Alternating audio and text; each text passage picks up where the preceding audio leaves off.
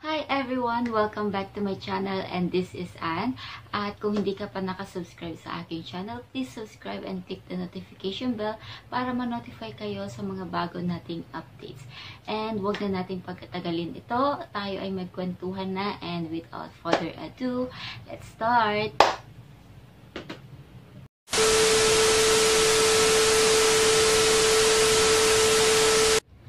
So, ayan guys, nakapanganak na nga itong si Marisa at okay na okay ang kanyang kalagayan at malusog na malusog ang kanyang baby. Kung kaya naman ay nakabalik agad ito sa kanyang trabaho sa kumpanya nitong si Elise. Kung kaya naman itong si Elise ay pagpasok pa lamang ay pinatawag ang isang empleyado na maraming utang at paano makabayad daw ito kasi sa maliit na sahod na kinikita nito sa kumpanya. Kung kaya naman ay ipinatawag niya ito at nangangamba nga na hindi na talaga siya makabayad kasi malaki daw ang gastusin niya sa pagdadialysis ng kanyang asawa. Kung kaya naman ay hindi sapat ang sinasahod nito at nagtaka itong isang empleyado na to kasi biglang tinaasan ni Marisa ang sahod nito para makabayad at may maiuwi pa sa kanyang pamilya. So, laking pasasalamat ng empleyadong ito kay Marisa dahil tinaasan ang kanyang sahod. So, hindi natin alam kung ano ang intensyon doon ni Marisa kung bakit niya tinaasan kaagad or tinaasan bigla ni Marisa ang sahod nito. So, ayan guys, natuwa at nagpasalamat yung empleyado na yun. At ngayon naman, itong si Marisa ay dahil sa gusto niyang madala ang baby niya sa opisina, kinausap niya ang kanyang nanay na si Manang Lusing na kailangan niyang puntahan or alagaan itong si Marisa dahil nangangailangan ito ng pag-aalaga dahil nga sa hindi pa ito magaling at dahil nga dumaan ito sa operasyon na CS siya at hindi maganda ang kalagayan ng anak nito.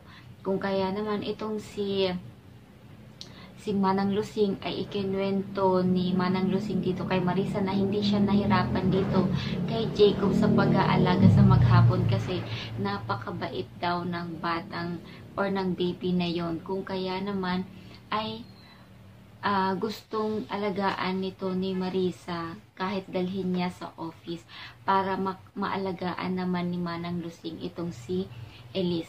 Pero ang hindi alam ni Manang Lusing, yun ay talagang plano ni Marisa para madala niya ang baby na si Jacob sa opisina kasi may masama siyang balak para yung baby na yun pag nakita ni Gabriel ay lalong mapalapit ito dahil gustong-gusto ni Gabriel ang anak at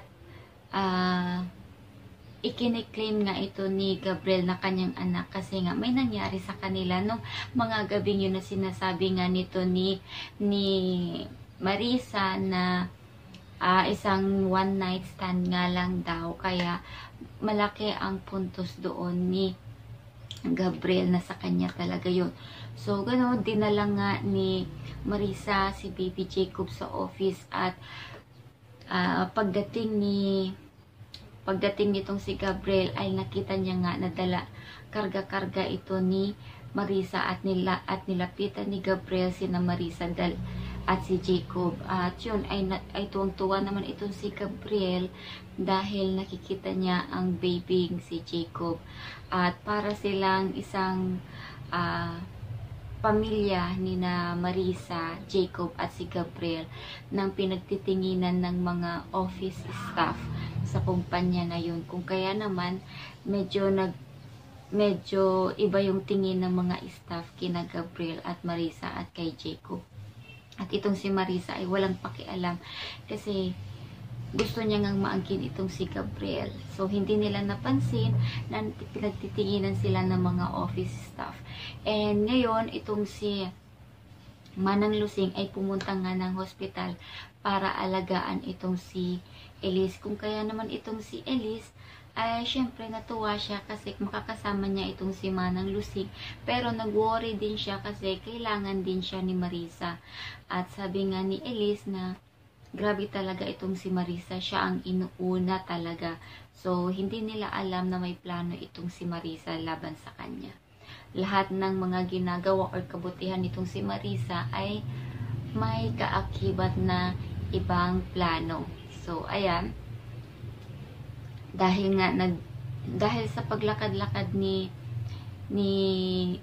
Elise ay nakapunta siya doon kung saan nandoon itong si baby niya na nasa incubator. Pagpunta niya doon, bigla niyang nakita na ang kanyang baby ay hindi maayos ang kalagayan at nagsisipagtakbuhan or busy yung mga staff doon sa incubator, na kung saan pati ang doktor ay nandoon na din at kinausap niya. So, delikado ang kalagayan ng kanilang baby at tumatawag itong si Gabriel kay Elise. Subalit hindi sinasagot ni Elise kasi nga busy ito at nanganganib ang kanilang baby. At alalang-alala itong si Elise kasi hindi niya alam kung ano na ang nangyayari, at nang tinanong niya ang doktor or mga nurse doon ay hindi nga maganda ang kalagayan ng baby. So, ayan guys, at dahil din dito, yung isang kapatid ni Gabriel na babae ay malaki ang paghihinala. At nang pumunta ito sa office, yung kapatid ni Gabriel ay nakausap itong si Marisa. At posible na magkaroon ng kakampi si Marisa laban kay Elise. So, kasi mataray din yung kapatid ni Gabriel at malaki ang instinct niya na yung bata na yun ay anak nga nitong si Gabriel na kapatid niya. At yun ang magiging isang way para sila ay magkaroon ng sabuatan ni Marisa. So, magkakaroon dito si Marisa. Yun ang theory ko, na magkakaroon ng kakampi itong si Marisa laban dito kay Elise. Kasi nga, galit na galit ang isang kapatid ni Gabriel dito kay Elise at kay Gabriel. So, ayan. Dahil tinatawagan ni Gabriel si Elise, syempre nagtataka yun si Gabriel kasi hindi nga sinasagot ni Elise ang kanyang tawag.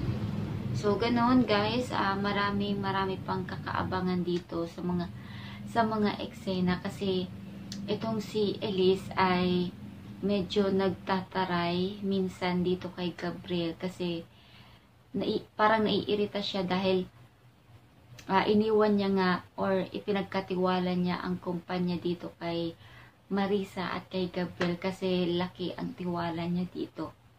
Subalit may mga maling nangyayari or pamamalakad. Kaya naman medyo nagagalit itong si Elise.